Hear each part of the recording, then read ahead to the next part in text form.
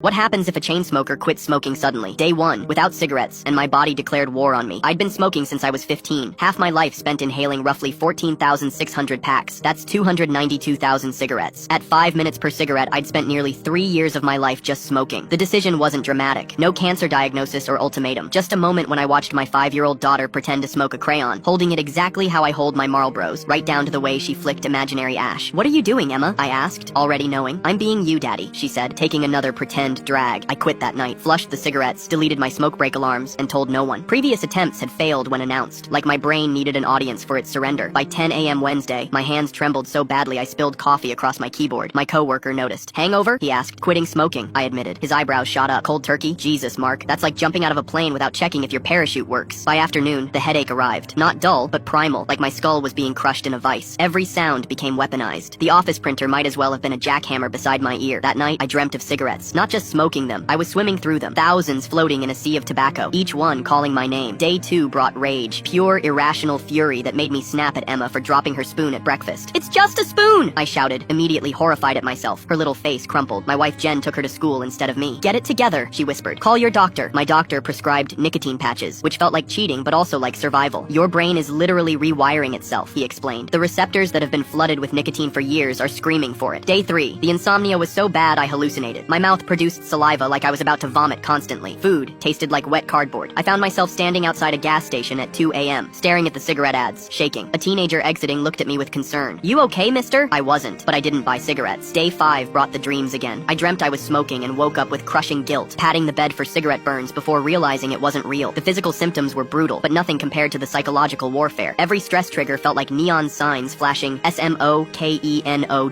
Day 7. I could suddenly smell everything. My coworker's cologne from across the room, the garbage from inside the house while I was still in the driveway, the lingering smoke in my car upholstery that I'd been nose blind to for years. I deep cleaned my car that weekend, gagging at the yellow residue that came off the windows. Day 14. I could climb the stairs without sounding like I was dying. My daughter noticed. "Daddy, you're not making the scary breathing anymore." Day 30. The craving still ambushed me, but less frequently. I'd gained 8 pounds, but my skin had lost its grayish tint. My wife kissed me one morning and paused. "Your mouth tastes different," she said. "Better." Day 60. I found an old jacket with a forgotten pack in the pocket. Instead of excitement, I felt revulsion. I showed my wife, who watched nervously as I crushed each one under the faucet. "I didn't think you'd actually do it this time," she admitted. "Neither did I confessed. "It's been 6 months now. The money I've saved, nearly $2,000, paid for Emma's first real bicycle and a weekend away with my wife. My persistent cough disappeared. Food tastes incredible. Sometimes I still reach for cigarettes that aren't there. Phantom limb syndrome, but for addiction. But when Emma hugged me yesterday and said, 'You smell nice, Daddy,' instead of wrinkling her nose and pulling away, I knew with absolute certainty I would never smoke again. The war isn't over, but for the first time, I'm winning."